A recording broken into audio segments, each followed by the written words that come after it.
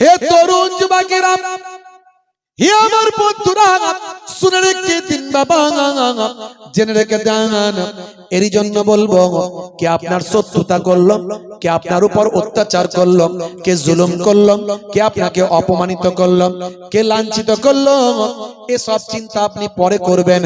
আপনার যেটা করার আপনি করুন, কিন্তু মনে রাখবেন সবকিছুর স্টাইরিং আছে একজনের হাতে, তিনি আর অন্য কেউ নন, তিনি হলেন মহান আল্লাহ তাআলা।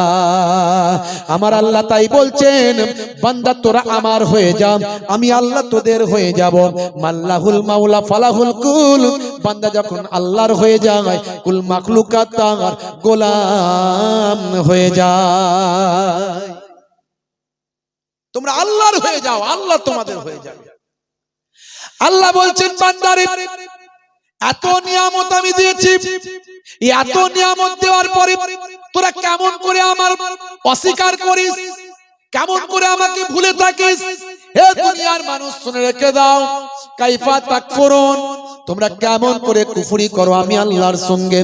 এই পৃথিবীতে আসার আগে তোমরা কোথায় ছিলে তোমরা জানো না? আমি আল্লাহ বলি, ওয়াকুনতুম আমওয়াতান, তোমরা ছিলে মৃত, ফাআহিয়াকুম, আমি তোমাদের জীবন দিয়েছি, সুম্মা ইউমিতুকুম, আবার তোমরা মারা যাবে। এই পৃথিবী ছেড়ে তোমরা মারা যাবে, তোমরা এই পৃথিবী ছেড়ে চলে যাবে। সুম্মা ইলাইহি তুরজাউন, তোমাদেরকে আমি আল্লাহ আমার কাছে ফিরতে হবে।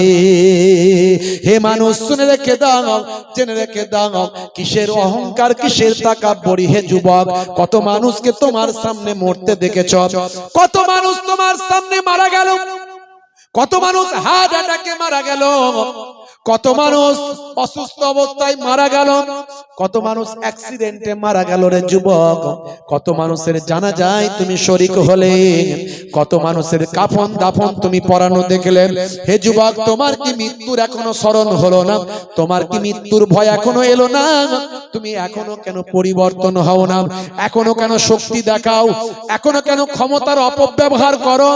এখনো কেন টাকা পয়সা তোমার অপাত্রে ব্যয় করো? হে যুবক, আল্লাহর পথে ফিরে এসো, আল্লাহর তাবেদারি করো। এ দুনিয়া ক্ষণস্থায়ী, এ দুনিয়া চিরস্থায়ী নয়। আমার আল্লাহ কোরআন মাজিদে তাই সুন্দর করে বললেন, বাল তুসিরুনাল হায়াতাদ দুনিয়া ওয়াল আখিরাতু খায়রুন ওয়া আবকা। কিসের অহংকার তোমার? কিসের তাকাব্বুরি? ক্ষমতা হয়েছে, ক্ষমতার বড়াই দেখাচ্ছ, শক্তি হয়েছে, শক্তির বড়াই দেখাচ্ছ, পকেটে টাকা হয়েছে, টাকার বড়াই দেখাচ্ছ।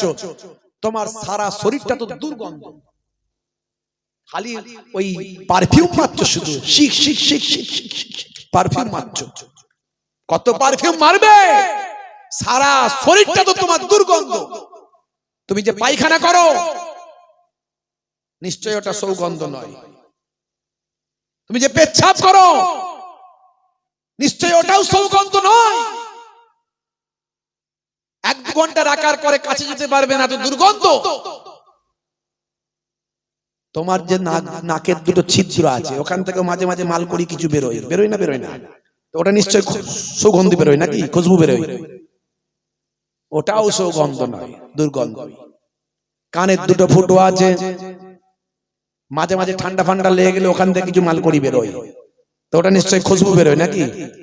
না, ওটাও বেরোয় না, ওটাও দুর্গন্ধ।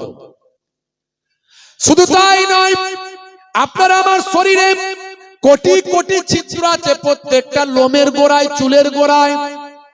যখন আমরা ঘামাক্ত হয়ে যাই, ঘেমে যাই, যখন আমাদের শরীরটা ঘামাক্ত হয়ে যায়, তখন ওই শরীরের লোমের কাছ দিয়ে, গোড়া দিয়ে অসংখ্য পানি বের হয়ে আসে, যেটাকে আমরা বলি ঘাম। এই ঘাম যখন শরীর দিয়ে বের হয়, এত দুর্গন্ধ, পাশের মানুষ আর বসে থাকতে পারে না। বন্ধু বন্ধুকে বলে, তোর ঘামের বড্ড বড় গন্ধ, তুই একটু ডাক্তার দেখাস, আর এখন একটু তুই আমার থেকে দূরে বস। কথা ঠিক না? হ্যাঁ, তারপরেও পয়সা আছে বলে যেন ধরাকে সরা মনে করছে, ক্ষমতা আছে বলে 50টা লোক নিয়ে দেখছিস, হ্যাঁ, বেশি কথা বললে ঘর ভেঙে দিয়ে চলে আসবো। বাপ রে বাপ, কত ফেরাউন, নমরুদ, সাদ্দাত, হামান, ভাই আমার, কত মুসলিনী থেকে শুরু করে আর এদিকে হিটলার থেকে শুরু করে কত এলো আর গেল, যারা লক্ষ লক্ষ মানুষকে হত্যা করেছে। ইতিহাস বলছে, দেখুন ভাইরা আমার, তরুণ যুবকেরা, কার্ল মার্কস থেকে শুরু করে, লেনিন থেকে শুরু করে, মুসলিনী থেকে শুরু করে, আপনার হিটলার থেকে শুরু করে, সম্রাট অশোক থেকে শুরু করে, এদের লাইফ হিস্ট্রি গুলো পড়লে দেখবেন এদের হাতে লক্ষ লক্ষ মানুষ হত্যা হয়েছে। তারা আজ পৃথিবীর বুকে নাই। আমাদের তো মোগল সম্রাটদের আমরা অনেক খারাপ বলি, আমার দেশের ইতিহাস বিকৃত করে তাদেরকে। ইন্টারন্যাশনাল ইতিহাসগুলো পড়লে দেখবেন মোগলরা এদেশে এসেছিল কিছু লুটে পুটে নিয়ে যাওয়ার জন্য, কিন্তু এদেশকে ভালোবেসে আর লুটে পুটে না নিয়ে গিয়ে এদেশেই তারা রয়ে গেল, এদেশকেই উপহার দিয়ে চলে গেল। মোগল চলে গেল, তাজমহল রয়ে গেল, মোগল চলে গেল, লালকেল্লা রয়ে গেল, মোগল চলে গেল, কুতুব মিনার রয়ে গেল, মোগল চলে গেল, ফতেপুর সিক্রি রয়ে গেল। সেই জায়গাগুলো লোকে এখন হাজার হাজার টাকা টিকিট দিয়ে সেই জায়গাগুলো দেখতে যায়।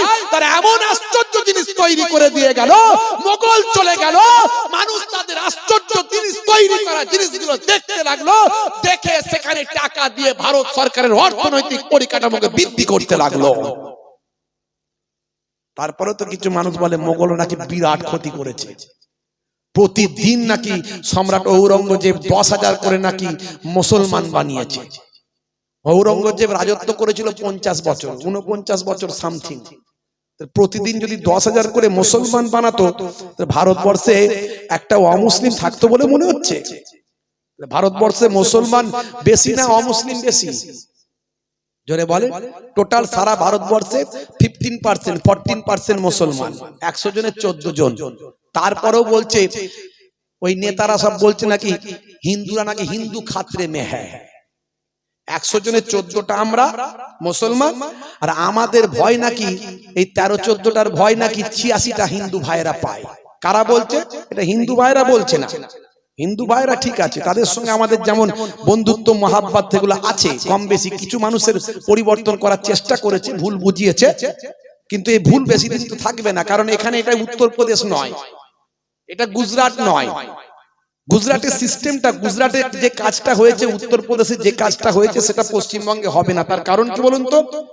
গুজরাটে হিন্দু গ্রাম এখানে, মুসলিম গ্রাম সেখানে, একজনের সঙ্গে অপরজনের যোগাযোগ নাই।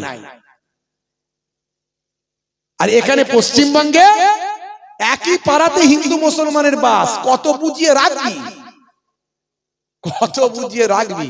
সকাল হলেই দেখা হবে, চা খাবে, একে অপরের সাহায্য সহযোগিতায় ঠিক আসবে।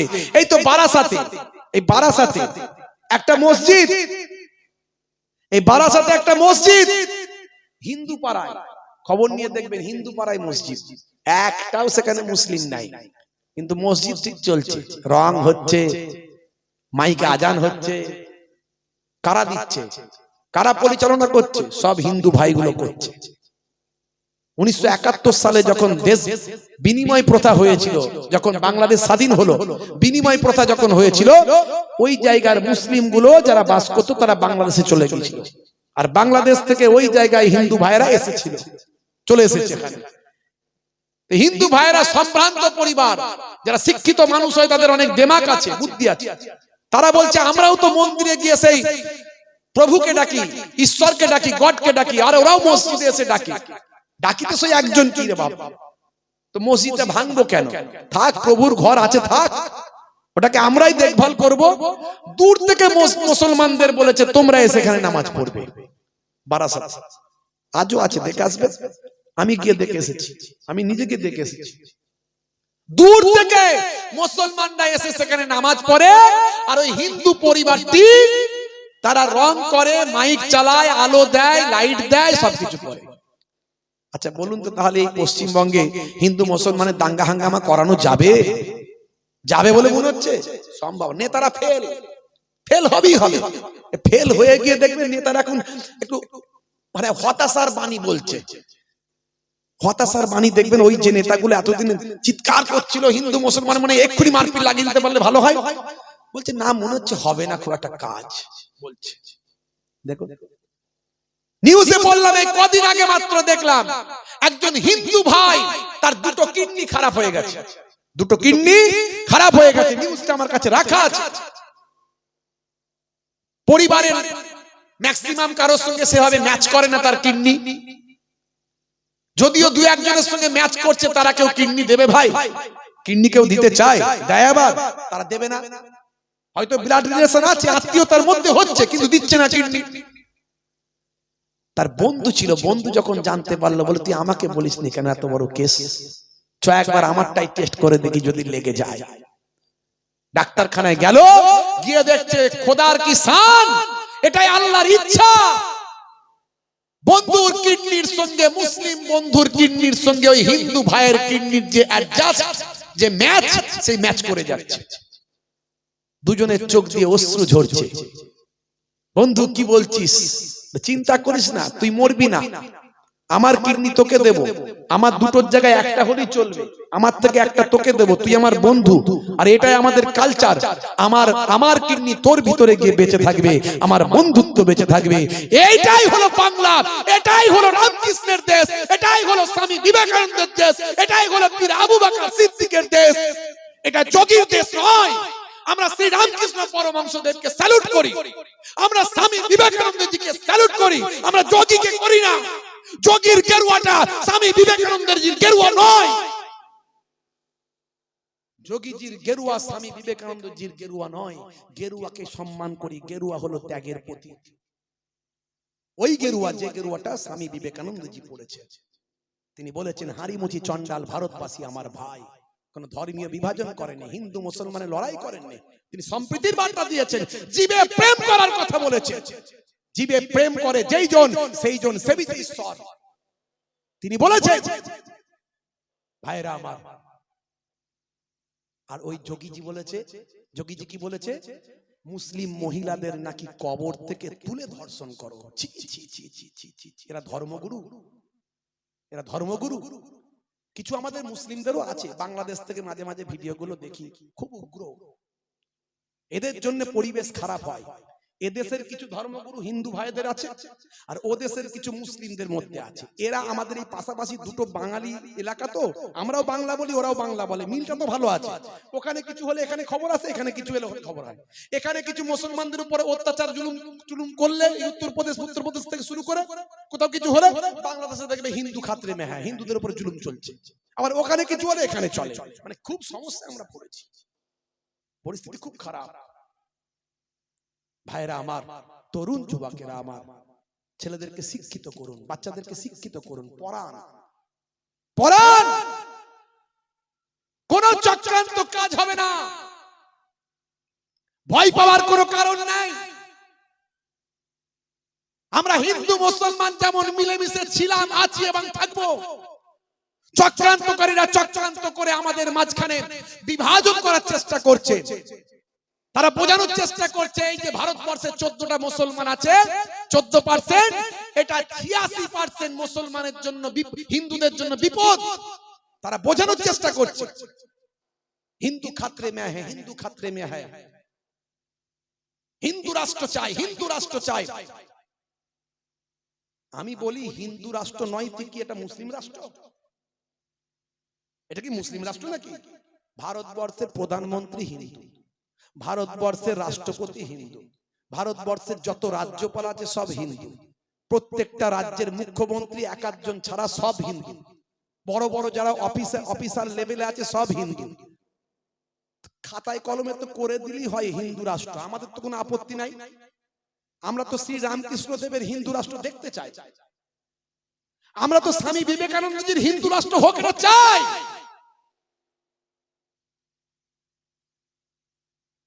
গরু বিক্রি করলে মারে, ধরে রাস্তায় গরু বিক্রি করতে নিয়ে যাচ্ছে, পারমিশন করা কাগজ আছে, পুলিশ এসে ধরে না।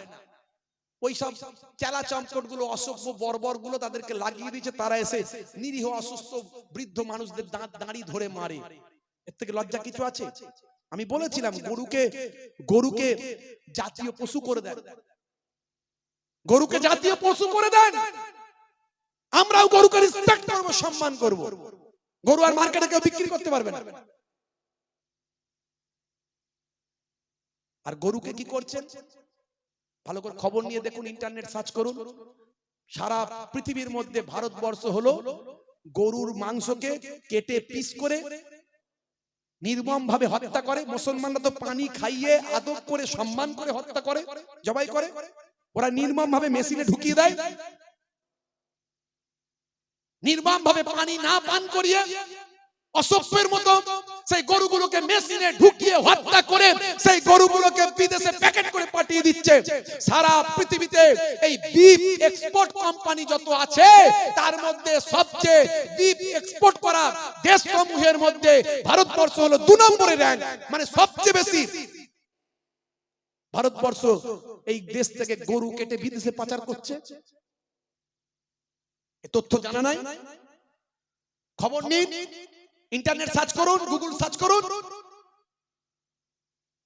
যতগুলো বড় বড় বিফ এক্সপোর্ট কোম্পানি আছে ভারতে, নামগুলো সব দিয়েছে মুসলমানের নাম। কত বড় 2 নম্বরই জালি পিস সব, খালি মানুষকে বোকা বানানো কাজে দেয়। আর প্রথম সারির মিডিয়াগুলো সব বিক্রি হয়ে গেছে, সত্য কথা তুলে ধরে না গদি মিডিয়া। আর আমাদের এই এতগুলো ইউটিউব দেখতে পাচ্ছেন, একটাও কাজের নয়, সব বেকার। এরা শুধু এসেছে 1.5 ঘন্টা করে ওয়াজ ছাড়বে, খাজা গারিব নামাজ পানির উপর দিয়ে উড়ে চলে গেল। খাজা গারিব নামাজ পানির উপর দিয়ে উড়ে চলে গেল, 1.5 ঘন্টার ওয়াজ।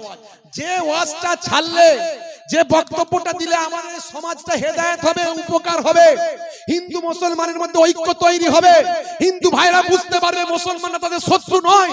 14টা মুসলমান 96টা হিন্দুকে হত্যা করতে পারে না। যদি মুসলমানদের রাজা বাদশাগুলো সব খারাপ থাকতো, যদি ঔরঙ্গজেব প্রতিদিন বা প্রত্যেকদিন 10,000 করে মুসলমান বানাতো, তাহলে ভারতবর্ষে হিন্দু সম্প্রদায়ের মানুষ কখনো সংখ্যাগুরু থাকতো না।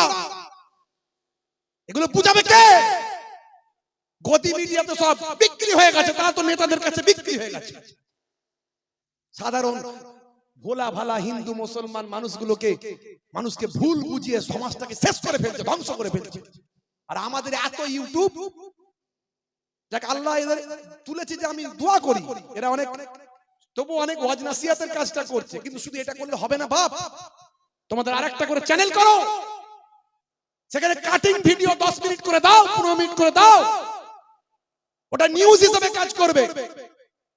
আরো কতগুলো নিউজ চ্যানেল আমাদের তৈরি হয়েছে, ও যে যার পার্টির কাছে বিক্রি হয়ে গেছে, সেই পার্টিরই শুধু নিউজ করে, সাধারণ মানুষের কথা তুলে ধরে না। খুব সমস্যা হয়ে গেছে ভাইরা আমার, তরুণ যুবকেরা আমার। সম্রাট ঔরঙ্গজেব 49 বছর রাজত্ব করেছিল।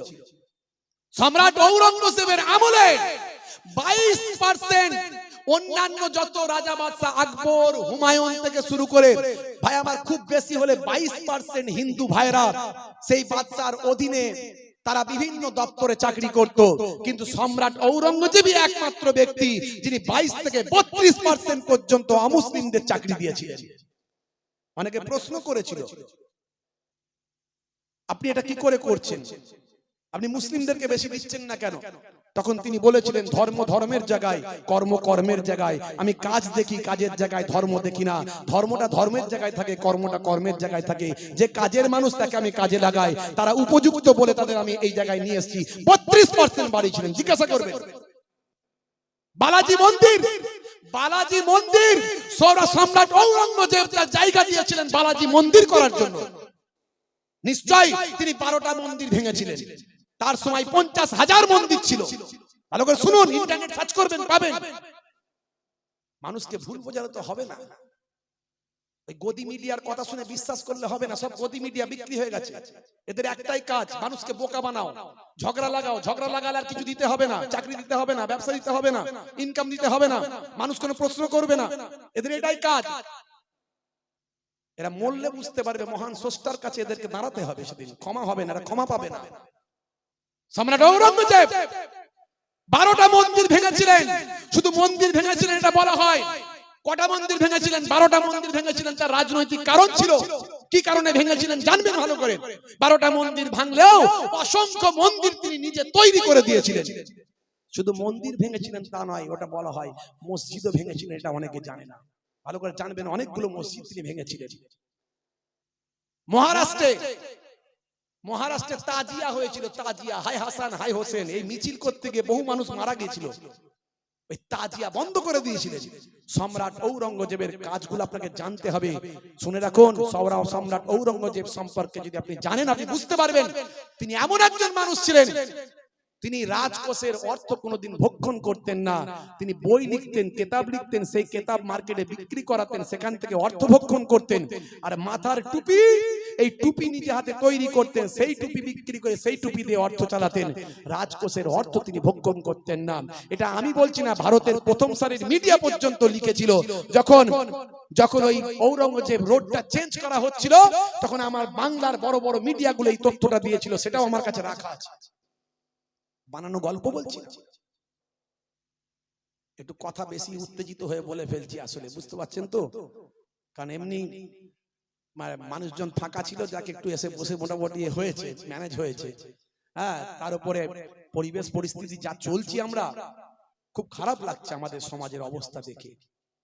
ভাইরা আমার, কি কথা আপনাদের বলবো আমি, একটা উদাহরণ দিলে বুঝতে পারবেন। এই যে দিল্লি বিস্ফোরণ হলো, এই দিল্লি বিস্ফোরণে কি দেখানো হলো? প্রথম দিনই দেখা গেল 4-5 জন মুসলমানদের বড় বড় ডাক্তারদেরকে অ্যারেস্ট করা হলো। তাদের সবাই আবার মুখে এত বড় বড় দাড়ি। আর প্রথম সারির মিডিয়াগুলো এমন প্রচার করলো, এমন ভাবে প্রচার করলো, প্রথম সারির মিডিয়াগুলো, গদি মিডিয়াগুলো 1 ঘন্টা ছাড়া ছাড়া আপডেট, 1 ঘন্টা ছাড়া ছাড়া আপডেট। আর শুধু ছবি দেখাচ্ছে, নাম দিচ্ছে, ছবি দেখাচ্ছে, নাম দিচ্ছে। 86% হিন্দু ভাইদেরকে বোঝানোর চেষ্টা করছে বারবার, এই দাড়িওয়ালা টুপিওয়ালা এই মুসলিমরা, এরা ডাক্তার হোক আর যাই হোক, সব কারা জঙ্গি। আমরা কি বুঝি না? এটাই বোঝানোর চেষ্টা করছো। এর মধ্যে রাজনীতি, বিভাজন, হিন্দু মুসলমানের বিভাজন করতে পারলি ভোটে টিকে থাকবো। মাত্র কয়েকটা দিন কেটেছে, এই দেখুন, তথ্য ছাড়া কথা বলি না, আনন্দবাজার.com ছোট্ট করে লিখে দিল, এত দিন ধরে প্রচার করলো, আর সেটা ছোট্ট করে লিখে দিল, দিল্লি বিস্ফোরণে যুক্ত নন ধৃত 3 চিকিৎসককে মুক্তি দিল এনআইএ, ছাড়া পেলেন দিনাজপুরের নিসারও। 4 জন যে ডাক্তারকে অ্যারেস্ট করেছিল, তাদেরকে সবাইকে ছেড়ে দেওয়া হলো এবং বেকসুর খালাস, তারা কোনো দোষী নয় বলে প্রমাণিত হয়ে গেল। যখন দোষী নয় বলে প্রমাণিত হচ্ছে, তার আগে তাদের অনেক বড় সর্বনাশ হয়ে গেছে। তারা রেপুটেড পারসন, শিক্ষিত মানুষ, তাদের অনেক অসম্মান হয়ে গেছে, সারা দেশের কাছে, সারা বিশ্বের কাছে তাদেরকে জঙ্গি বানানো হয়ে গেছে। তখন এখন আর বড় বড় করে হেডিং করা হচ্ছে না সব মিডিয়াতে, এখন ছোট্ট করে আনন্দবাজার.com ছোট্ট করে লিখে দিয়েছে, ওরা দোষী নয়, ওদের ছেড়ে দিয়েছে। দেখুন 3 লাইন লিখে দিয়েছে। এর জ্বালা কোথায় রাখবো, কাকে বোঝাবো, এর দুঃখ কার কাছে শোনাবো, কে শুনবে? এই কথাগুলো বলি বলে আমাদের শত্রু কিন্তু অনেক ভালো চোখে দেখে না। কেন বুঝিয়ে দিচ্ছি, কেন এভাবে বলছি, কেন এভাবে টান দিয়ে ওয়াজ করলে সে ভালো, যে ভালো ওয়াজ করতে পারে, মানে গলে গেলে বলে দিয়ে চলে গেল, ম্যানেজ হয়ে গেল, গালাগালি করে দিল, কিস্তি কিস্তি করে দিল, উগ্র উগ্র ভাষা বলে দিল, তাকে লোকে বলবে, ওরাই তখন দেখাবে গদি মিডিয়া, দেখেছো মুসলমানদের বক্তাগুলো কত উগ্র, এরাও জঙ্গি। আর তথ্য দিয়ে, যুক্তি দিয়ে বুঝিয়ে দিলে ওদের চোখে ভালো নয়। তার মানে মানুষকে পরিষ্কার করে দিচ্ছে, হিন্দু মুসলমানের মধ্যে মেলবন্ধন তৈরি করে দিচ্ছে, যেটা ওদের পছন্দ নয়। এটা একটা দিলাম, আরো দেখবেন। 7 বছর জেল খেটে বেকসুর খালাস 4 নিরীহ মুসলিম। মিডিয়া নিউজ দেখুন, পেপারে বেরিয়েছে। 7 বছর জেল খাটার পরে সে বেকসুর খালাস। এই 7টা বছর কেউ ফিরিয়ে দেবে? আমার দেশের আইন আছে যে 7 বছর তার যে জীবনটাকে নষ্ট করা হলো, এর জন্য তাকে রিটার্ন দিতে হবে। 7 বছরের সুদে আসলে তাকে অর্থ দিতে হবে, এবং ভারতবর্ষের সবকটা মিডিয়ায় 3 দিন ধরে প্রচার করতে হবে। আচ্ছা, এরকম আইন কেউ জানতে পারলো না। 7 বছর জেল খেটে কোন রকমে এলো, সে তো অসুস্থ হয়ে গেল, মরার মতো অবস্থা হয়ে গেল। আরো দেখবেন, কত দেখবেন সন্ত্রাসী সন্দেহে, শুধু সন্দেহ করে সন্ত্রাসী সন্দেহে 23 বছর জেল খাটার পর, 23 বছর, কত বছর? 23 বছর শুধু সন্দেহ করে 23 বছর জেল খাটার পর বেকসুর খালাস পেয়েছিলেন নিসার আহমেদ। মিডিয়া পেপারে দিয়েছে, ছোট করে দিয়েছে। আর দেখবেন, কটা বলবো, তথ্য ছাড়া কথা বলেন, ডকুমেন্ট সব আছে, ডকুমেন্ট সব রাখা আছে। কত দেখবেন সব আছে, কত দেখবেন। এই যে Kerala, 5 Muslim men discharged by NIA court in explosive Caesar case after 13 years. Caesar case যেটা হয়েছিল 13 বছর পর তারা মুক্তি পেল কেরালায়। 13 বছর তাদের যে চলে গেল, তাদের সন্তান, তাদের কারবার, তাদের ব্যবসা, তাদের চাকরি, তাদের ইজ্জত, তাদের সম্মান, তাদের রেপুটেশন কেউ ফিরিয়ে দেবে? মামলা করলে 13 বছরের সুদে আসলে দেবে? দেবে না। ভাইরা আমার, শুধু মুসলমান বিপদে নাই, দেশ কিন্তু বিপদে আছে। 26,000 চাকরি গেল, কটা মুসলমান? 69,000 চাকরি গেল উত্তরপ্রদেশে, কটা মুসলমান? ধর্মের চশমা যদি না খুলতে পারো, যখন ধর্মের চশমা খুলবে তখন দেখবে সংবিধান বদলে গেছে। সংবিধানে যে তোমার অধিকারটা দেওয়া ছিল সেই অধিকারটা আর নাই, আর কোনো কিছু বলার জায়গা থাকবে না তখন। আর চিৎকার আমিও করতে পারবো না তখন। তখন আমি চিৎকার করলে আমাকে সে অ্যারেস্ট করে চলে যাবে। এখন আমার ডকুমেন্টস আছে, আমাকে নিয়ে গেলেও 2-10 দিন, 20 দিন, 1 মাস, 2 মাস, 5 মাস পরে ছাড়তে হবে, ছোট করে লিখতে হবে নির্দোষ প্রমাণ হয়েছে। কারণ আমি কোনো অন্যায় করিনি। আমি যা বলছি অন ক্যামেরা বলছি, উইথ এভিডেন্স বলছি। আমি একজন টিচার লোক, আমি পীরের আওলাদ, দুদিক থেকে পীরের আওলাদ। ছোট হুজুরের নাতি ফুরফুরা শরীফের লক্ষ লক্ষ মানুষ আমাদের ফলোয়ার্স। মায়াপুর পীরনগরী হুজুরের পোতা আমি, যার অন্ত্যেষ্টিক্রিয়ায় 15 থেকে 20 লক্ষ মানুষের জামায়াত হয়েছিল, বিভিন্ন নিউজে খবর হয়েছে। ইন্টারনেট খুলবেন, আমার প্রায় 30,000 বক্তব্য আছে। আমাকে নিয়ে গিয়েও জোর করে আটকে রাখলে আলাদা কথা, প্রমাণ দিয়ে আটকে রাখতে পারবে না। কিন্তু সেদিন আমি আর কথা বলতে পারবো না, আইন তখন পাল্টে যাবে। হে তরুণ যুবকেরা, হে আমার বন্ধুরা, শুনে রেখে দিন বাবা, জেনে রেখে দেন। হে মুসলমান, একটু লক্ষ্য করুন। হে তরুণ যুবকেরা, একটু খেয়াল করুন। আজ থেকে প্রতিজ্ঞা করুন, সাচ্চা মুসলমান হয়ে যাবেন। সাচ্চা মুসলমান যদি আপনি হয়ে যান, তাহলে দুনিয়াতেও কামিয়াবি পাবেন আর আখিরাতেও কামিয়াবি পাবেন। সাচ্চা মুসলমান যদি আপনি হয়ে যান, আপনি নবীর সুন্নতকে মেনে চলবেন। সাচ্চা মুসলমান যদি হয়ে যান, আপনি সাচ্চা দেশপ্রেমিক হবেন। হে তরুণ যুবকেরা, যারা মুসলমানরা এই দেশের জন্য জীবন দিয়েছেন, তারা প্রকৃত সব সাচ্চা মুসলমান ছিল। হে তরুণ যুবকেরা, আজও ইন্ডিয়া গেটে গিয়ে আপনি একবার দেখে আসুন দিল্লিতে। সেখানে গিয়ে দেখবেন আমাদের ভারতের স্বাধীনতা সংগ্রামে ইংরেজদের বিরুদ্ধে লড়াই করেছিল যে সমস্ত বিপ্লবীরা, তাদের নামগুলো সেখানে ভাই আমার খোদাই করে লেখা আছে। আমি নিজেও সেখানে গিয়েছি। সেখানে গিয়ে আপনি দেখে আসবেন, কিছু কম বেশি ভাই আমার 93,000 স্বাধীনতা সংগ্রামীদের নাম আছে। হে দুনিয়ার মানুষ শুনুন, মুসলমানরা এই দেশকে কেমন ভালোবাসে তার অনেক প্রমাণের দরকার না, একটা প্রমাণই যথেষ্ট। এই 93,000 সামথিং স্বাধীনতা সংগ্রামীদের নাম ইন্ডিয়া গেটে আজও লেখা আছে খোদাই করে। সেখানে গিয়ে দেখে এসো, তার মধ্যে কিছু কম বেশি 63,000 মুসলমানের নাম। জোরে সুবহানাল্লাহ বলা গেল নি? আর জোরে বলা যাবে না? আর বড় প্রমাণ লাগবে মুসলমানরা দেশকে কেমন ভালোবাসে। কিন্তু বড় দুঃখ লাগে, এত বড় একটা দ্বিতীয় বৃহত্তম জনগোষ্ঠী মুসলমান ভারতবর্ষে বাস করে প্রায় 30 থেকে 40 কোটি। এই 40 কোটি মানুষের ভাবাবেগকে নিয়ে যেভাবে খেলা হচ্ছে, তাতে যে কোনো সময় ভয়ঙ্কর কিছু ঘটে গেলে আশ্চর্য হওয়ার কিছু নাই। মানুষ ঘুমিয়ে আছে, ঘুমন্ত বাঘ ঘুমিয়ে থাকে, কিন্তু বারবার লেজেতে খোঁচা দিলে তারও তো একটা রাগ আছে রে বাবু, নাকি? মিটুলি সাপেরও তো ভাই আমার ওই কামড়ানোর দাঁতটা আছে। তখন কি করবে? তখন তার কোনো কথা বলে লাভ হবে না। অর্থাৎ আমাদের লিডারদের ভাবতে হবে তারা কোন পথে দেশটাকে নিয়ে যাবে। হে তরুণ যুবকেরা, হে আমার বন্ধুরা, হে আমার মুরব্বিয়ানেরা, শুনে রেখে দিন বাবা, জেনে রেখে দেন। হে মুসলমান, একটু লক্ষ্য করুন।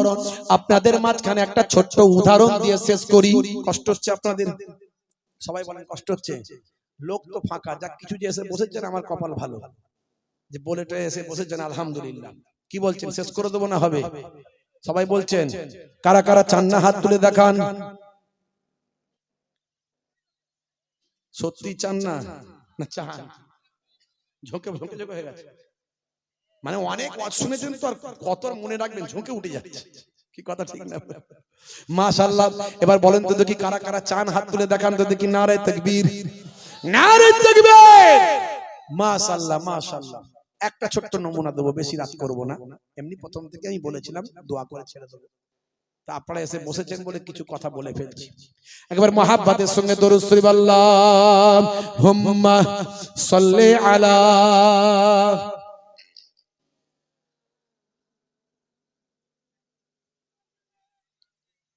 ওয়া আলা আলি সাইয়্যিদিনা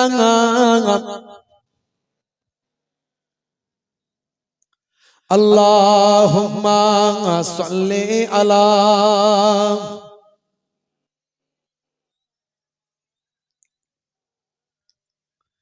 ওয়া আলা আলি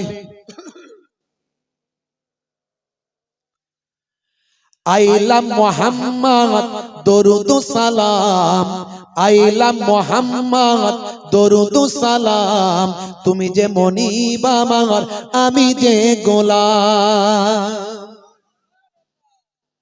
আমি তখন মক্কা শরীফে ছিলাম।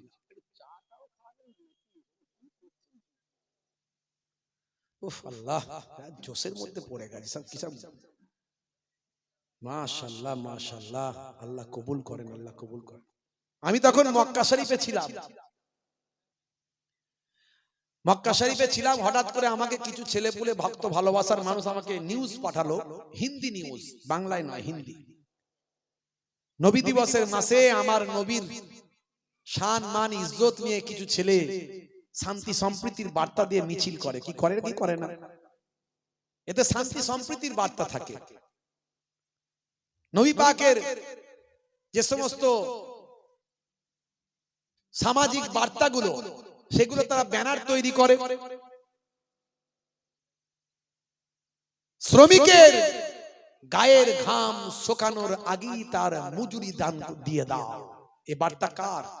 1450 বছর আগে আমার আপনার নবীর। আজকেও সারা বিশ্বের বড় বড় লিডাররাই এই উদ্ধৃতিগুলো তারা দিয়ে থাকে। আরবের উপর অনারবের কোনো প্রাধান্য নাই, অনারবের উপর আরবের কোনো প্রাধান্য নাই। কে আরবের, কে অনারবের, কে মক্কার আর কে ভারতের, এটা বড় কথা নয়। যে ভালো হবে সে শ্রেষ্ঠ, যে যার মধ্যে আমল আছে, ইবাদত আছে, যে শ্রেষ্ঠ মানুষ সেই শ্রেষ্ঠ আল্লাহর কাছে। ও আরবের মানুষ বলে শ্রেষ্ঠ, মক্কার মানুষ বলে শ্রেষ্ঠ, আর তুমি এই বাড়িতে এই ময়নালির মানুষ বলে নিকৃষ্ট না। এই বাণী, এই যে সবাই সমান সাম্যবাদের বার্তা 1450 বছর আগে আপনার আমার নবী দিয়েছেন। জোরে বলুন সুবহানাল্লাহ। আজকে সেসব কথাগুলোকে নিয়ে বড় বড় অথার পণ্ডিতেরা কত বই লিখেছে, কত কবিতা লিখেছে, কত প্রবন্ধ লিখেছে, কত শায়েরি তৈরি করেছে, কত পার্লামেন্টে তাদের বক্তব্যে তুলে ধরেছে। পুতিনের নাম শুনেছেন তো ভাইরা আমার? জি হ্যাঁ, রাশিয়ার ভ্লাদিমির পুতিন, তিনি কোরআন মাজিদকে চুম্বন করেছেন এবং তার পার্লামেন্টে তিনি বলেছেন হযরত ওমরের আদর্শকে সামনে রেখে দেশ শাসন করলে দেশ সুন্দরভাবে পরিচালিত হয়। আমাদের দিল্লির যিনি মুখ্যমন্ত্রী ছিলেন কেজরিওয়াল, এই কেজরিওয়াল জি তার বিধানসভার পার্লামেন্টে বিধানসভায় গিয়ে তিনি হযরত ওমরের প্রশংসা করে বলেছিলেন ওমরের মতো দেশ শাসন করলে দেশ সুন্দরভাবে পরিচালিত হয়। জোরে বলুন সুবহানাল্লাহ। তাদের বাণীগুলো তারা গ্রহণ করেছে। আমি তখন মক্কা শরীফে ছিলাম, আমার কাছে পাঠানো হলো যে এই ব্যাপার হিন্দি নিউজে খবর হয়েছে। আমাকে অনেকে পাঠায়, তথ্য পাঠায়, সবকিছু তো মনে রাখা বা জানা সম্ভব নয়। তো হিন্দি নিউজে খবর হয়েছে নবী দিবসের মাসে ছেলেরা নবীর বার্তা নিয়ে শান্তি সম্প্রীতির বার্তা দিচ্ছিল, আর কিছু তারা ব্যানার টাঙিয়েছিল আই লাভ মোহাম্মদ। এর মধ্যে কারো মারার কথা নয়, কাটার কথা নয়, রক্তের কথা নয়, কাউকে অত্যাচার করার কথা নয়, মানে আমি নবীকে ভালোবাসি, এটা তো স্বাভাবিক ব্যাপার, ন্যাচারাল। শুধু আমি নবীকে কেন ভালোবাসি, I love Shri Ramakrishna Paramahamsadev, I love Swami Vivekananda জি, এগুলো আমি বলি। তো নবীকে ভালোবাসলে দোষের কি আছে? উত্তরপ্রদেশের যোগীজির সরকারের যোগীজির পুলিশের আর হজম হলো না, তাদেরকে মারধর এটা ওটা করে 12টা বাজিয়ে জেলে ফেলে নিয়ে গিয়ে বুলডোজার বাবা তো নাম হয়ে গেছে, সে বুলডোজার দিয়ে ঘর বাড়ি ভেঙে সব কেস কাছারি দিয়ে 12টা বাজিয়ে দিল। কিন্তু আমাদের ইমানি দায়িত্ব আছে, যতক্ষণ ক্ষমতা আছে গলা না চেপে ধরে ততক্ষণ অন্যায়ের বিরুদ্ধে প্রতিবাদ করা আমার ইমান। জোরে বলুন সুবহানাল্লাহ। আমি কাবা শরীফের সামনে তখন আমি এই বিরুদ্ধে প্রতিবাদ করলাম, তখন পশ্চিমবঙ্গের মানুষ কিন্তু কেউ জানে না, ঘটনা জানে না।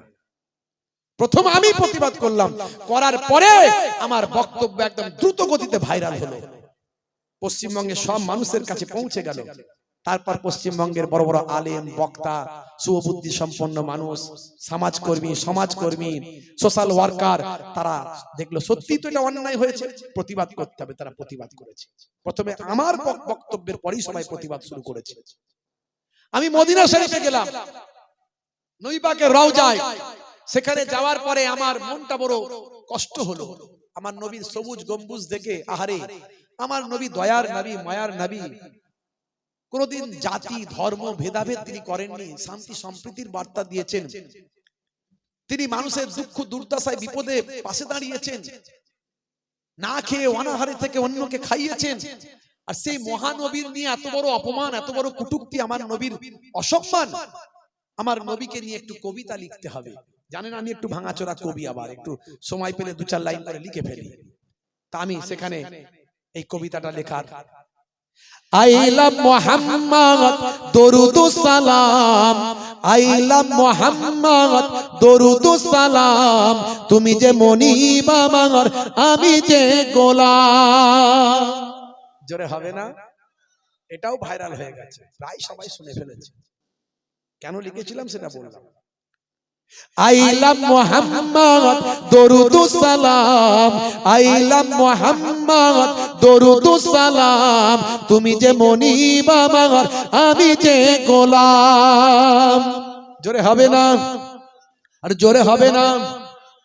তোমারই ব্যানার দেখো ছিঁড়ে ফেলেছে, কত আশিকের দেখো জুলুম করেছে, তোমারই ব্যানার দেখো ছিঁড়ে ফেলেছে, কত আশিকের দেখো জুলুম করেছে, না জেনে না বুঝে অন্যায় করেছেন, না জেনে না বুঝে অন্যায় করেছেন, তোমার আশিকদের ইশক জেগেছে। জোরে হবে না? জোরে হবে না? এত সুন্দর কথা নিজে লিখে নিজে মুখে শোনাচ্ছি, তাও জোরে সুবহানাল্লাহ দিচ্ছেন না, তাহলে কি হবে বলেন? আমাদের বিপদ আছে না?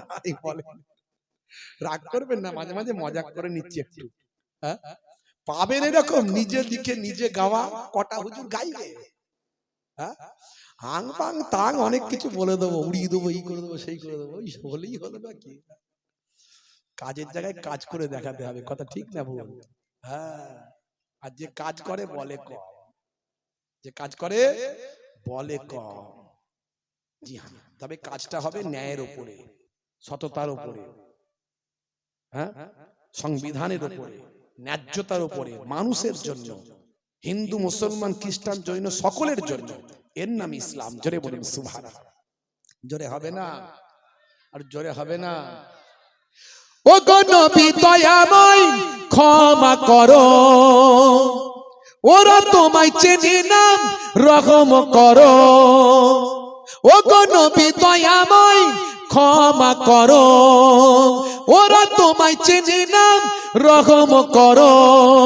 তুমি কত দয়াবান, তুমি কত মেহেরবান, তুমি কত দয়াবান, তুমি কত মেহেরবান, মাইকেল জ্যাকসনও চিনেছিল। জোরে হবে না? জোরে হবে না? আইলা মুহাম্মদ দরুদুস সালাম, আইলা মুহাম্মদ দরুদুস সালাম, তুমি যে মনিব আমার, আমি যে গোলাম। আল্লাহুম্মা সাল্লি আলা, জোরে সুরে পড়েন, জোরে সুরে।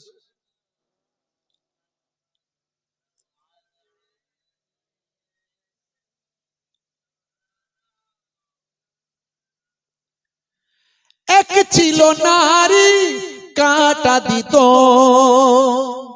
একজন ইহুদি নারী অমুসলিম, আমার নবীর সম্পর্কে তাকে এমন ভুল বোঝানো হয়েছিল, নবী খুব খারাপ, নবী অমুক, নবী তমুক। সে আমার নবী যে পথ দিয়ে যায় সে পথে আগে থেকে লুকিয়ে কাঁটা বিছিয়ে দেয়। আমার নবী জানতেন, কখনো কখনো পায়ে ফুটেও যেত, বুঝতে পারতেন। তো একদিন আমার নবী বুঝতে পারলেন আজকে সে কাঁটা বিছায়নি। নবী মনে মনে করলেন তাহলে তো নিশ্চয় কিছু একটা অসুবিধা হয়েছে মনে হয়। তার বাড়ির খোঁজ খবর নিয়ে তার বাড়িতে গেলেন। আমি কলমে তুলেছি।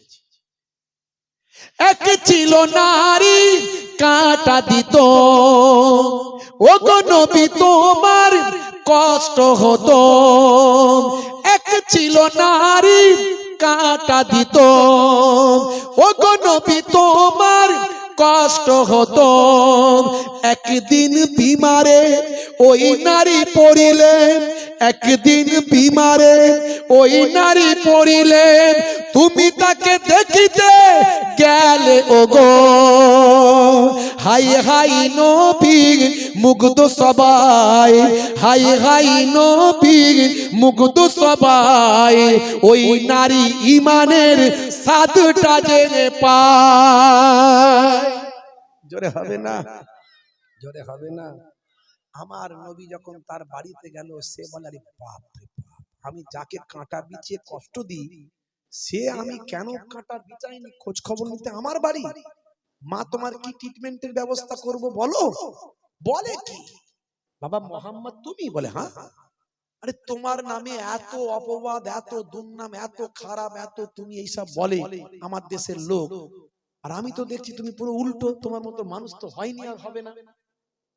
হ্যাঁ বলে বাবা মোহাম্মদ আমি ভুল করেছি, আমাকে ক্ষমা করে দাও। বাবা কাঁদতে লাগলো, বাবা মোহাম্মদ আমাকে ক্ষমা করে দাও, আর তোমার শিষ্যা আমাকে বানিয়ে নাও, আমি তোমার আদর্শ নিতে চাই। জোরে বলেন সুবহানাল্লাহ। জোরে হবে না, আরে জোরে হবে না। আইলা মুহাম্মদ দরুদ সালাম, আইলা মুহাম্মদ দরুদ সালাম, তুমি যে মনিব আমার আমি যে গোলাম, তুমি যে মনিব আমার আমি যে গোলাম। আল্লাহুম্মা সাল্লি আলা, জোরে জোরে বলুন, জোরে জোরে।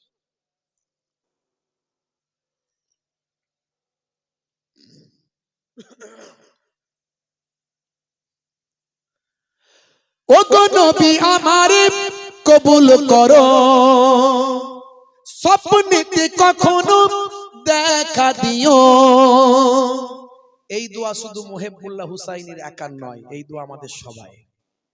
একবারও যদি নবীকে স্বপ্নে দেখতে পায়, কথা ঠিক না ভুল? যে নবীকে স্বপ্নে দেখলো আল্লাহর নবী বললেন সে সত্য দেখলো, কারণ নবী পাকের চেহারা শয়তান ধারণ করতে পারে না। শয়তান সব কিছু ধারণ করতে পারে কিন্তু আমাদের নবীর চেহারা ধারণ করতে পারে না। তাই এখানে আমি কলমে লিখেছি, ও গো নবী আমারে কবুল করো, স্বপ্নেতে কখনো দেখা দিও। কবরের ঘরে একবারে এসো, কবরের ঘরে একবারে এসো, কিয়ামতে হুসাইনের চিনে নিও। আইলা মুহাম্মদ দরুদ সালাম, আইলা মুহাম্মদ দরুদ সালাম, তুমি যে মনিব আমার আমি যে গোলাম। আল্লাহুম্মা সাল্লি আলা,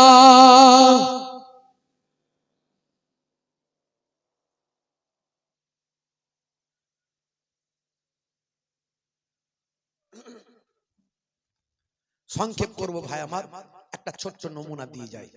যদি আপনি নবীর আশিক হয়ে যান, প্রকৃত আল্লাহ ওয়ালা হয়ে যান, সাচ্চা মুসলমান হয়ে যান, তাহলে আপনি দেশ প্রেমিক হবেন, সাচ্চা দেশ প্রেমিক হবেন, আপনি একজন অনেস্ট মানুষ হবেন, একজন সৎ মানুষ হবেন। হে তরুণ যুবকেরা, হে আমার বন্ধুরা, হে আমার মুরব্বিয়ানেরা, শুনে রেখে দিন বাবা, জেনে রেখে দেন। হে মুসলমান একটু লক্ষ্য করুন, কি কথা আপনাদের মাঝখানে বলবো, একটা ছোট্ট নমুনা আপনাদের মাঝখানে দিই। ক্যাসিয়াস ক্লে নাম শুনেছেন? বিশ্ব হেভিওয়েট 3 বার চ্যাম্পিয়ন, মুষ্টিযোদ্ধা, জীবনে কোনোদিন তিনি সিগারেট বিড়ি খেতেন না, কিন্তু পকেটে দেশলাই নিয়ে ঘুরতেন। কেন জানেন? এই তথ্যটা আমি দিয়েছি, আর কেউ দিয়েছে বলে আমার জানা নাই। বিভিন্ন জায়গা থেকে বের করতে হয় খুঁজে, ম্যাগাজিন ট্যাগাজিন থেকে, বুঝতে পারছেন? জীবনে কোনোদিন সিগারেট বিড়ি তিনি খাননি, কিন্তু দেশলাই নিয়ে ঘুরে বেড়ান। কোন কেসিয়াস স্কেলে বিশ্ব হেভিওয়েট 3 বার চ্যাম্পিয়ন মুষ্টিযোদ্ধা। তিনি খুব কালো ছিলেন, কৃষ্ণাঙ্গ, এটা আপনারা জানেন, অজে শুনেছেন। এই কালো মানুষ কিন্তু এত বড় একজন মুষ্টিযোদ্ধাই, বিশ্বে 3 বার চ্যাম্পিয়ন, বিশ্ব চ্যাম্পিয়ন। তার এই খেলা দেখার জন্য, রিংয়ে নামা কুস্তি মুষ্টিযোদ্ধা দেখার জন্য এই আমেরিকা, ব্রিটেন, অস্ট্রেলিয়া, এদের সাদা চামড়া মানে শ্বেতাঙ্গ যারা, এই শ্বেতাঙ্গরা তার খেলা দেখার জন্য অনেক টাকা খরচা করে, কিন্তু এই কালো মানুষ বলে তারা তাকে ঘৃণা করত। তিনি যেখানে থাকতেন তারা সেখানে থাকতো না, তিনি যেখানে খেতেন তারা সেখানে খেত না। আজও দেখবেন এই অস্ট্রেলিয়ায় বেশ কিছুদিন আগে ভারতীয় একটা মানুষকে নিগ্রো করা হয়েছিল, মানে লাঞ্ছিত, লাঞ্ছনা করা হয়েছিল, কারণ ভারতের মানুষকে তারা কৃষ্ণাঙ্গ মনে করে, কালো মনে করে, আমাদেরকে কালো মনে করে। তাহলে সুদানের মানুষ, সাউথ আফ্রিকার মানুষ, আপনার কি বলবো সেনেগালের মানুষ, তাদেরকে তাহলে কত কালো, বুঝতে পারছেন? হে তরুণ যুবকেরা, হে আমার বন্ধুরা, হে আমার মুরব্বিয়ানেরা, শুনে রেখে দিন বাবা, জেনে রেখে দেন, কেসিয়াস খেলে বিশ্ব হেভিওয়েট 3 বার চ্যাম্পিয়ন। মনে তার অনেক দুঃখ, আমার খেলা দেখার জন্য এরা এত টাকা ব্যয় করেন, কিন্তু আমি কালো বলে আমাকে তারা বড় ঘৃণা করে, কৃষ্ণাঙ্গ বলে। মনে তার বড় কষ্ট। এক সময় জানতে পারলেন আল্লাহর নবী, আখিরি জামানার পয়গম্বর জনাবে মুহাম্মদুর রাসূলুল্লাহ, দয়ার নবীর একজন কালো ফলোয়ার ছিল, সাহাবী ছিল। হে তরুণ যুবকেরা, আল্লাহর নবীর একজন কালো সাহাবী ছিলেন। সেই সাহাবীর নাম হলো হযরতে আসওয়াদ আমসি রাদিয়াল্লাহু তাআলা আনহু। তাকে আরবের মানুষ ডারকাক বলতো, গোরাব বলতো। দীর্ঘদিন তার বিয়ে হচ্ছিল না ওই সাহাবীর। আল্লাহর নবী জিজ্ঞাসা করলেন, হে আসওয়াদ আমসি, তোমার বিবাহ কেন হচ্ছে না, বিয়ে কেন করছো না?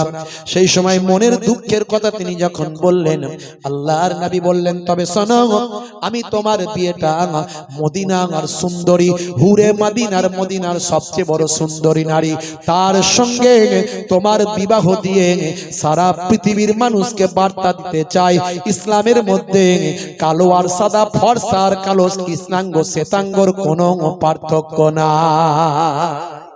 জোরে হবে না? কেসিয়াস কেলে বলেন, এই ঘটনা যখন আমি বইয়ে পড়লাম, আমার অজান্তে আমার চোখ দিয়ে অশ্রু বিসর্জন হলো। আমি বুঝতে পারলাম আমি আমার ওস্তাদ পেয়ে গেছি, আমি আমার লিডার পেয়েছি, আমি আমার নেতা পেয়েছি, যে তার ফলোয়ারকে কখনো ছেড়ে যায় না, যে তার ফলোয়ারের দুঃখ কখনো দূর করে না, এমন হয় না। আমি যোগ্য নেতা পেয়েছি, আমার মতো একটা ক্ষুদ্র মানুষকেও আমার লিডার মনে রেখেছে। আমি কালো, আমি কষ্ট পাচ্ছি, আর আমার নবী আমার কষ্ট দূর করছেন। কালোর সঙ্গে সুন্দরীর বিবাহ দিতে চান, পৃথিবী থেকে কালো আর ফর্সা, কৃষ্ণাঙ্গ আর শ্বেতাঙ্গদের বিভেদ পার্থক্য দূর করতে চান। কেসিয়াস কেলে বলেন, ইনি আমার গুরু হবেন না তো আবার কি হবে, ইনি আমার লিডার হবেন না তো আবার কি হবে। সেই দিনই প্রফেট মুহাম্মদুর রাসূলুল্লাহ সাল্লাল্লাহু আলাইহি ওয়াসাল্লামকে বিশ্বগুরু, বিশ্ব লিডার, ভাই আমার মহানায়ক হিসেবে সম্মান দিয়ে নবীর শিষ্য হয়ে কালেমা পড়ে বিশ্ব নবীর শিষ্য হয়ে মুহাম্মদ আলী কেলে হয়ে গেলেন। জোরে হবে না? জোরে হবে না? এইভাবে ইসলাম ছড়িয়েছে, তলোয়ারের দ্বারাই নয়। এক হাতে তলোয়ার, এক হাতে কোরআন। মিথ্যা কথা, ভণ্ডদের ভণ্ডামি এগুলো, তারা এগুলো প্রচার করে। ভাইরা আমার, তরুণ যুবকেরা আমার, জোর করে ইসলাম হয় না, জোর করে ধর্ম হয় না। লা ইকরাহা ফিদ্দিন, ধর্মে কোনো জবরদস্তি নাই, জোর করে কাউকে ধার্মিক বানানো যায় না। ধর্মটা হলো আপন মনের জিনিস, ভালোবাসার জিনিস, অন্তর থেকে পালন করার জিনিস। বুঝতে পারছেন? এত সহজ নয়। হে তরুণ যুবকেরা, তারপর থেকে দেখা গেল তিনি তার জীবনটাকে আল্লাহ এবং রাসূলের নির্দেশনা অনুযায়ী তিনি পরিচালনা করলেন। হে তরুণ যুবকেরা, যতদিন তিনি বেঁচে ছিলেন ভালো ভালো কাজ করতেন, মানুষের সেবা করতেন, মানুষের বিপদে দাঁড়াতেন, জাতি ধর্ম বর্ণ নির্বিশেষে মানুষের পাশে তিনি দাঁড়িয়ে যেতেন। শিক্ষার জন্য অনেক কাজ করেছেন, তার জীবনে যত ইনকাম ছিল সব শিক্ষার ক্ষেত্রে তিনি ব্যয় করেছেন। আর সর্বদা তিনি আল্লাহ এবং রাসূলের নির্দেশ মেনে চলতেন। 5 ওয়াক্ত নামাজ তিনি পড়েছেন, আর রাসূলের সুন্নতগুলো মানার চেষ্টা করেছেন। বন্ধুরা আমার, তরুণ যুবকেরা, তাকে তার ভক্তরা জিজ্ঞাসা করলো, স্যার, অনেকে প্রশ্ন করে আপনি তো সিগারেট বিড়ি খান না, পকেটে দেশলাই কেন থাকে? সিগারেট বিড়ি খাওয়া নেশা, অনেকে বলে মাকরু, আবার অনেকে বলে মাকরুয়ে তাহরিমি, অনেকে বলে মাকরুয়ে তানজিহি, কেউ বলে হালালের কাছাকাছি, কেউ বলে হারামের কাছাকাছি। যাই হোক, হালালের কাছাকাছি হোক আর হারামের কাছাকাছি হোক, জিনিসটা তো মাকরু। আর 1450 বছর আগে আমার নবী ডাইরেক্ট বলে দিয়েছেন নেশা হলো হারাম। পরবর্তীকালে আলেম ওলামারা পরিবেশ পরিস্থিতি অনুযায়ী এগুলো সব ভাগ করেছে। কিন্তু যদি আপনি সচ্চা মুসলমান হন, আপনি ছেড়ে দেবেন, নেশা আমি করব না। মুসলমানের ছেলে যত রকমের নেশা আছে না নাই, মদ খোর, গাঁজা খোর, পাতা খোর, সিগারেট খোর, চুরুট খোর, তিরঙ্গা খোর, গুটকা খোর আছে না নাই বলেন? নেশা খোর, হ্যাঁ।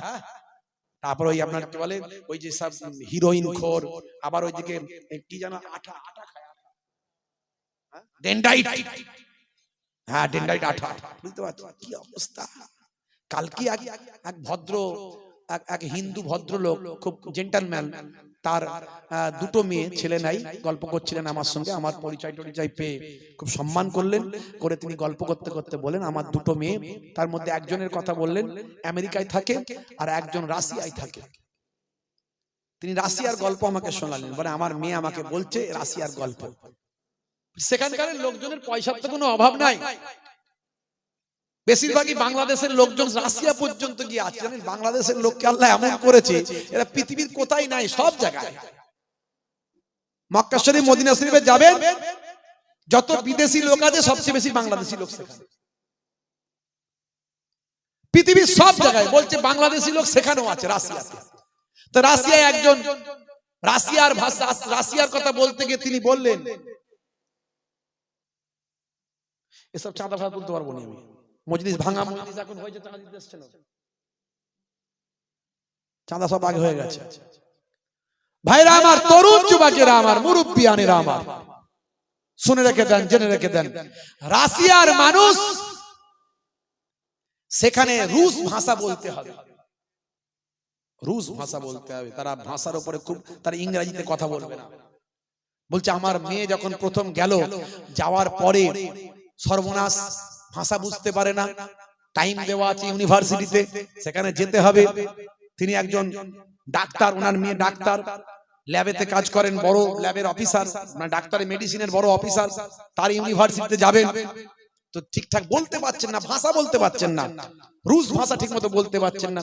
যাকে বলে ইংরেজিতে সে কথা কান দেয় না, চলে যায়। যাকে বলে ইংরেজিতে সে শোনে না, চলে যায়। কি বিপদ বলেন দেখিনি? একজন বাঙালি মহিলা রাশিয়ায় গিয়ে অবস্থা। বলছে কিছুক্ষণ পরে, বাই হার্ট বলছি, ওয়াল্লাহি আল্লাহ সাক্ষী, তিনি বলছেন আমার মেয়ে বলল একজন দাড়িওয়ালা একটা মানুষকে দেখতে পেলাম, তো মনে হলো যেন মুসলিম, মনে হলো যেন মুসলিম। তো মুসলিম ওই দাড়িওয়ালা চাচাকে একটু ইংরেজিতে বললাম, ইংরেজিতে বললাম, I come from India, West Bengal. তখন যেই তার ভাষা শুনেছে, বলছে are you Indian, are you Indian? Yes, I am Bangladesh, I come from Bangladesh. তো সে বলছে আমি তো বাংলাদেশের মানুষ রে বাবা, বলো তোমার কি সমস্যা? ওই মুসলিম চাচা তখন ওই মহিলাকে নিজের গাড়িতে লিফট দিয়ে, ভাই আমার, সোজা ওই এয়ারপোর্ট, ওই বিশ্ববিদ্যালয়ে পৌঁছে দিয়ে বড় উপকার করেছেন। এটা আমাকে গল্পটা সেদিন পরশুদিন শোনালেন ওই মহিলা, ওই মহিলা বল, সরি, মহিলার বাবা, মানে মহিলা তো আছে রাশিয়াতে, ওই মহিলার বাবা শোনালেন। উনি গল্প করতে করতে আমাকে অনেক কথা বললেন। ভাইরা আমার, তরুণ যুবকেরা আমার, মুরব্বিয়ানেরা আমার, সে দেশে এইরকম কালচার, মানে ভাষা জানতেই হবে, ভাষা জানতেই হবে, না হলে আপনার কোনো সেখানে দাম দেবে না, সেখানে কোনো মূল্য নাই। তো মুসলমান তরুণ যুবকেরা আমার, কেসিয়া স্কেলের কথা বলছিলাম, সেই কেসিয়া স্কেলে জীবনে কোনোদিন বিড়ি সিগারেট খাননি, কিন্তু পকেটে দেশলাই নিয়ে ঘুরে বেড়ায়, দেশলাই নিয়ে ঘুরে বেড়ায়। লোকে জিজ্ঞাসা করে যে আপনি দেশলাই নিয়ে কেন ঘুরে বেড়ান? হে তরুণ যুবকেরা, হে আমার বন্ধুরা, শুনে রেখে দিন বাবা, জেনে রেখে দেন। হে মুসলমান, একটু লক্ষ্য করুন, তরুণ যুবকেরা একটু খেয়াল করুন বাবা। এমন সময় কেসিয়া স্কেলে বলেছিলেন, হে দুনিয়ার মানুষ শুনে রেখে দাও, তোমরা তোমাদের বাপ চোদ্দ পুরুষের সময় থেকে তোমরা মুসলমান, তোমরা হলে পাই চান্স মুসলমান। আর আমি কেসিয়া স্কেলে মোহাম্মদ আলী কেলে আমি হলাম বাই চয়েস মুসলমান। হে তরুণ যুবকেরা, মুসলমান আজকে নেশাখোর, পাত্তাখোর, গাঁজাখোর আছে। যে কথাটা বলতে গেলাম, উনি বললেন আমার মেয়ে বলছে সে দেশের মানুষ এত পয়সাওয়ালা, তাদের কাজ করা লাগে না, তাদের সব বাংলাদেশের মানুষ, অন্যান্য জায়গার মানুষ এসে সে দেশে কাজ করে, আর ও দেশের মানুষগুলো এত বড় বড় নেশাখোর, আপনি ভাবতে পারবেন না। বলছে এক একটা জায়গা রাউন্ড দেওয়া আছে, সেখানে পুলিশ আসবে না, ওটা নেশা করারই জায়গা, ওটা নেশা করারই জায়গা। ওখানে আসবে যে যার হিরোইন খাওয়ার হিরোইন খাবে, কেউ ইনজেকশন নেওয়ার নেবে, কেউ ওই আপনার কি বলে ওই যে ডেনডাইট আটা খাওয়ার খাবে, যার যেমন নেশা। বলছে ঘর থেকে গাড়ি করে ওখানে নিয়ে এসে ছেড়ে দেয়, আবার যখন যাওয়ার প্রয়োজন হয় একটু নেশাটা কাটলে টাললে যদি মোবাইল করে ডেকে নেয়, এই চলে এসো আমার নেশা হয়ে গেছে চলে যাব, তখন আবার নিয়ে যায়। বুঝতে পারছেন? নেশা করার এলাকা। কিন্তু শুনে অবাক, বলেন কি মশাই? বলে হ্যাঁ, আমার মেয়ে বলেছে আমাকে। বাবা জানো না ওখানকার কি সিচুয়েশন?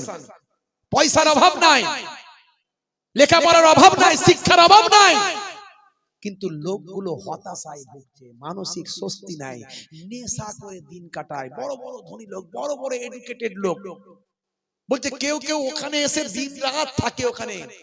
আমাদের এখানে যেমন সেই পথহারা পথ ভোলা কিছু পাগল ছাগল লোক রাস্তায় পড়ে থাকে, ওই রকম পড়ে থাকে। বলছে ওইখানেই ওদের সংসার ধর্মের মতো সব বাচ্চা কাচ্চা নিয়ে ওইখানেই আছে, নেশা করছে শুধু।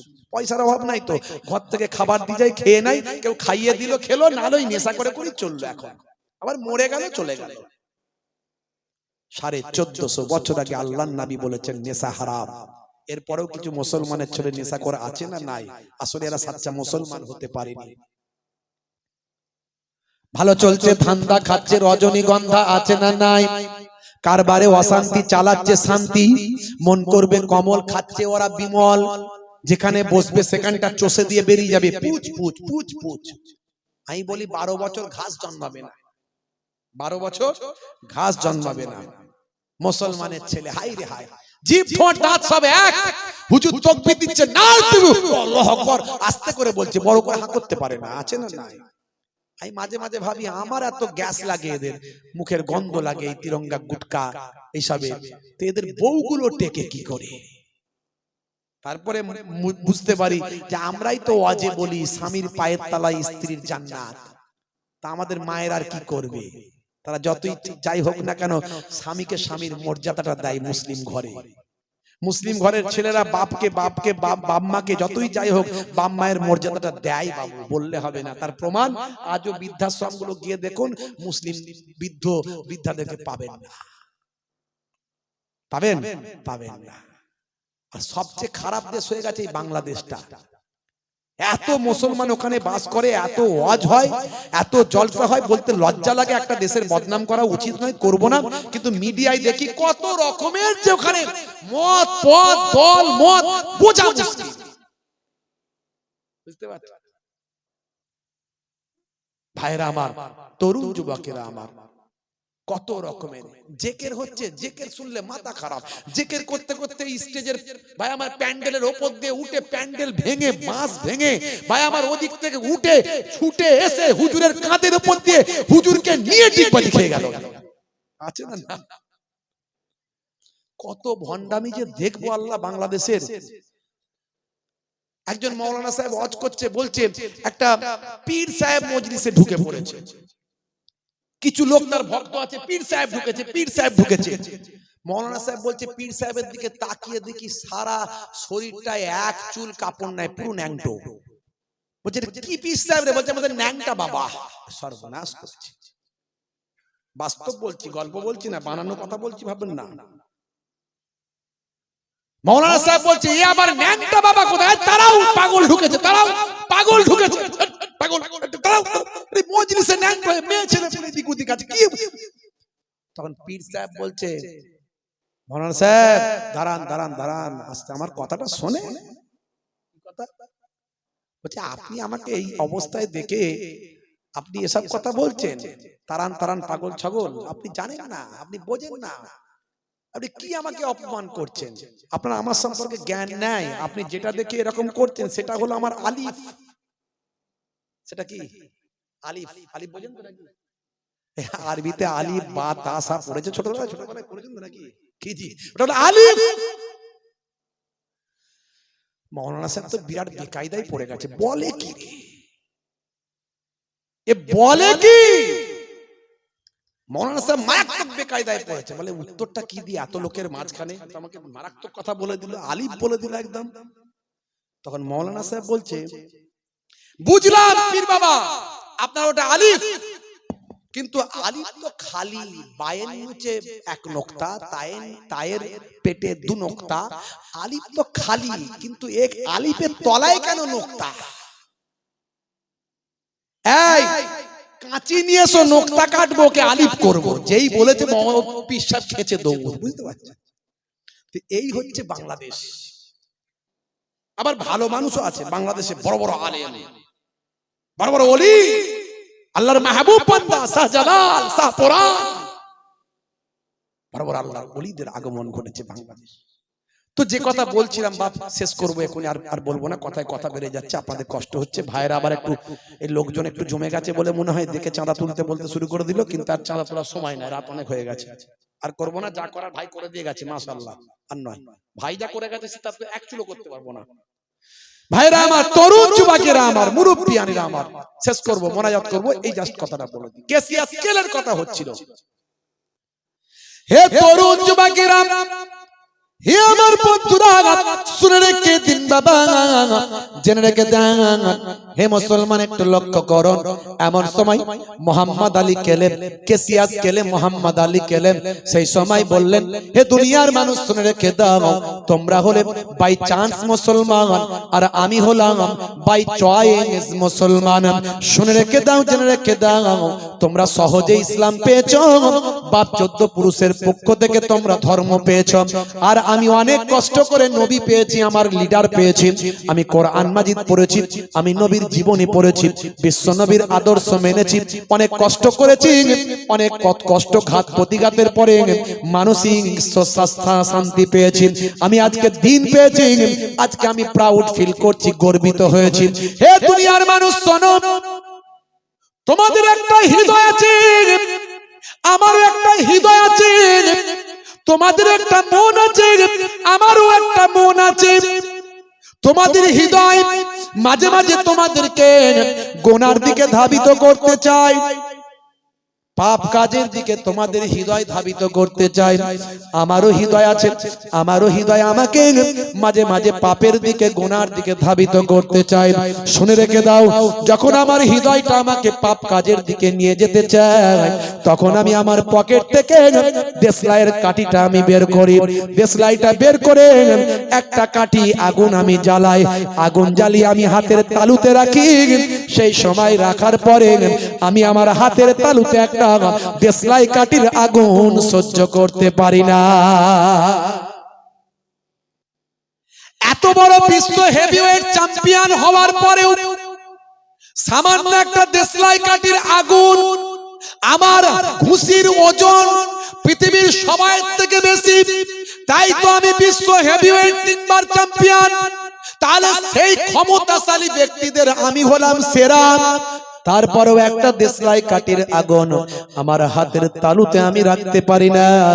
তখন আমি নিজেকে বলি, হে মোহাম্মদ আলী কেলেন, এত বড় শক্তিশালী হওয়ার পরেও, এত বড় ক্ষমতাবান হওয়ার পরেও একটা দেশলাই কাঠের আগুন তোমার হাতের তালুতে সহ্য করতে পারো না বাবা, তাহলে তুমি কেমন করে গুনাহের কাজ করে, পাপের কাজ করে, অন্যায়ের কাজ করে জাহান্নামের আগুনটা সহ্য করবে? জাহান্নামের আগুন থেকে বাঁচানোর জন্য, জাহান্নামের আগুন থেকে রক্ষা পাওয়ার জন্য আমি পকেটে দেশলাই নিয়ে ঘুরে বেড়াই। জোরে হবে না? দেখেছেন ভাইরা আমার, অনুরোধ করব, অনেক আজ শুনেছেন বাবা, আজ থেকে বাঁচুন, আল্লাহর পক্ষে আসুন, নবীর পক্ষে আসুন, জাহান্নামের আগুন থেকে বাঁচুন। এ দুনিয়া ক্ষণস্থায়ী, পরকাল চিরস্থায়ী। আজ থেকে প্রতিজ্ঞা করুন, নামাজি হয়ে যাবেন। বলুন ইনশাআল্লাহ, বলুন ইনশাআল্লাহ। হব তো নাকি? হব, নামাজি হব। সবচেয়ে বড় আল্লাহর সঙ্গে বান্দার যোগাযোগের মাধ্যম হলো নামাজ। বান্দা যাই করো, নামাজ পড়ো, নামাজ তোমাকে পাপ থেকে রক্ষা করবে। তুমি কারবারে উন্নতি চাও, ব্যবসায় উন্নতি চাও, চাকরিতে উন্নতি চাও, ফসলে ভালো ফসল ফলাতে চাও, ভালো ব্যবসা করতে চাও, শারীরিক সুস্থতা পেতে চাও, বিপদ মুক্ত হতে চাও, অসুখ হলে ডাক্তারের কাছে, ডাক্তারের চেম্বারে যাও, কেস কাচারির ব্যাপার থাকলে অ্যাডভোকেটের চেম্বারে যাও। আর সবকিছু সমস্যা যিনি দূর করেন সে আল্লাহর কাছে বলতে গেলে আল্লাহর চেম্বার হলো নামাজের সিজদা। জোরে বলুন সুবহানাল্লাহ। এরই জন্য মুয়াজ্জিন 5 বার আপনাকে নামাজে ডাকছে। কি বলছে? হাইয়া আলাস সালাহ, এসো নামাজের দিকে এসো, নামাজের দিকে এসো, নামাজের দিকে এসো। 5 বার, 5 দুগুণে 10 বার। আমরা অনেকে মানে বুঝি না, কিন্তু সে কি বলছে? এসো নামাজের দিকে এসো, হাইয়া আলাস সালাহ, নামাজের দিকে এসো। আর সালাত মানে হলো নামাজ, নামাজের দিকে এসো। 5 বার করে বলছে। আমরা তৈরি করছি না, যে যার গান শুনছে গানই শুনছে। আজান দিলে ভলিউমটা শুধু কমিয়ে দেয়, মনে করে ভলিউম মনে কমাতে হয় আজান দিলে। আর মেয়েরা মাথায় কাপড় না থাকলে কাপড়টা দিয়ে দেয়, দিয়ে মনে করে যে মনে হয় আজান দিলে মাথায় কাপড়টা দিতে হয়। আসলে আজান দিলে নামাজে যেতে হয়। মুয়াজ্জিন আবার বলে দিচ্ছে, আল্লাহ বলে, মুয়াজ্জিন বলে দাও নামাজে এলে কি লাভ হয়। এ মানুষ কিন্তু খুব লাভ লোকসানটা ভালো বোঝে, লাভ লোকসানটা মানুষ ভালো বোঝে। এই নামাজে এলে কি লাভ হয় সেটা বলে দাও। মুয়াজ্জিন তাই আবার বলছে, কি বলছে? হাইয়া আলাল ফালাহ,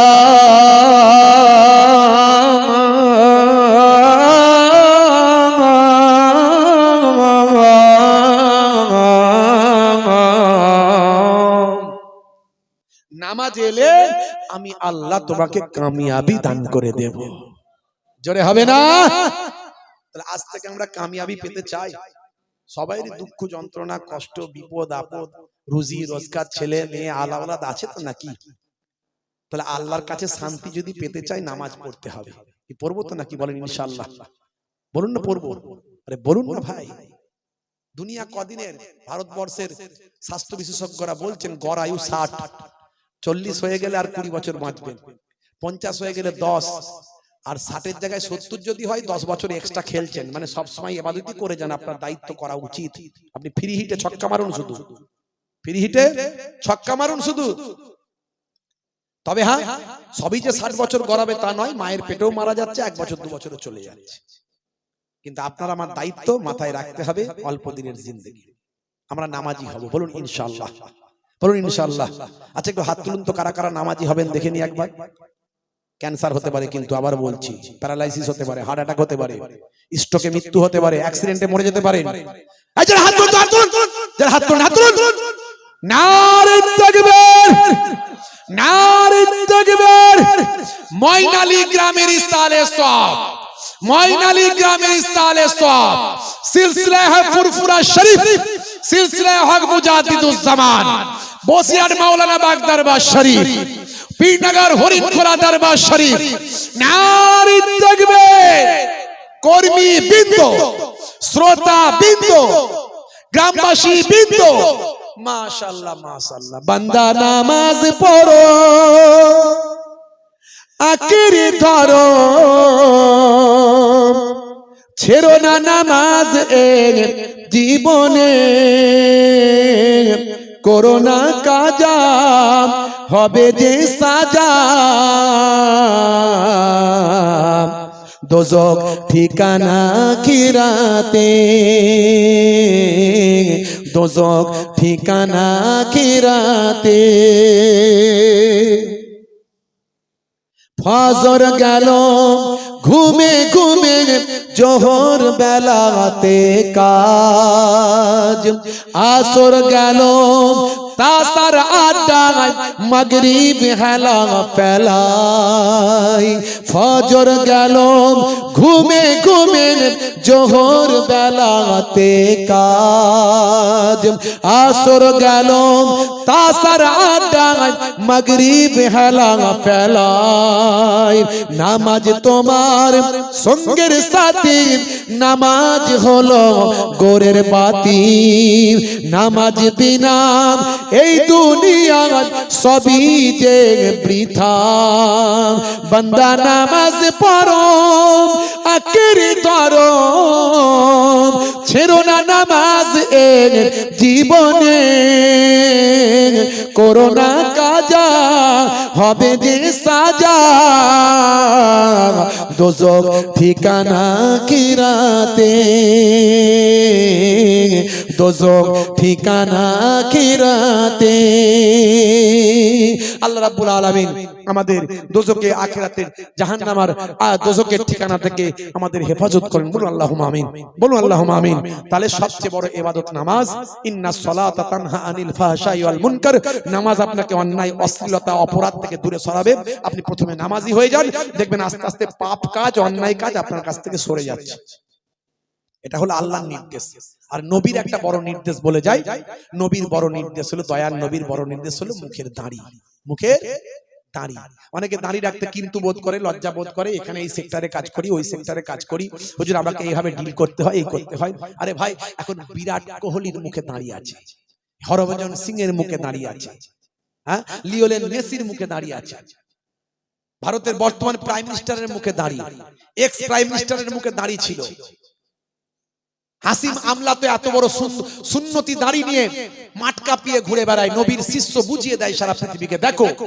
হ্যাঁ হাসিম আমলা জুনায়েদ জামশেদ মঈন আলী খান পৃথিবীর কত বড় বড় সেলিব্রিটিরা মুখে দাড়ি রেখেছে হ্যাঁ মোহেবুল্লাহ হুসাইনির মতো যদি দাড়ি রাখতে লজ্জা পান আপাতত ছোট হলেও রাখুন ইমানি শক্তি বেড়ে গেলে তখন বড় দাড়ি রাখবেন এখন ছোট ছোট হলেও রাখুন something is better than nothing নাই মামার চেয়ে কানা মামা ভালো এই অবস্থায় যদি মরে যান মুরকান রাকির ফেরেশতা বলবে কবরে গেলে মান রব্বুকা দেখতে পাবে নবীর সুন্নাত বলে নবীকে ভালোবাসে মুখে ছোট হলেও দাড়িটা রাখা হতে পারে ওই দাড়িটাই হবে নাজাতের জারিয়া জোরে বলে সুবহানাল্লাহ জোরে হবে না দুটো কাজ এত আলোচনা শুনলেন ওলামা হযরতরা ওয়াজ করেছেন ভাই ওয়াজ করে গেছেন আমার মামাতো ভাই জি হ্যাঁ আবার আলেম ওলামারা করেছেন ইমাম সাহেবরা করেছেন মাওলানা সাহেবরা করেছেন কত আলোচনা হয়েছে মাশাআল্লাহ সারা দিন ধরে কত মানুষ ছিল এখানে যা কিছু মানুষ যে এসে হাজির হয়েছে আলহামদুলিল্লাহ প্রত্যেককে আমি থ্যাঙ্কস জানাই ধন্যবাদ জানাই আর মহান স্রষ্টার কাছে শুকরিয়া জ্ঞাপন করি যে কিছু মানুষ পেয়েছি একটু আলোচনা হলো একবারে শেষের দিকে ভাই বলেছেন নালে আগে বললে হয়তো চাঁদা পত্রের কথা বলতাম অলরেডি প্রায় 12:30টার কাছে বাজছে যখন বললেন প্রায় 12টা বাজছে তখন আর চাঁদা পত্র তোলার মতো পজিশন ছিল না তো যাই হোক ভাই নিশ্চয় তুলে দিয়ে গেছেন কোনো অসুবিধা নাই আল্লাহ করে যাই হোক প্রত্যেককে 3 বার সূরা ফাতিহা 3 বার সূরা ইখলাস কুল হুয়াল্লাহু শরীফ 3 বার দরুদ শরীফ পাক তেলাওয়াত করেন আখিরি মোনাজাত হবে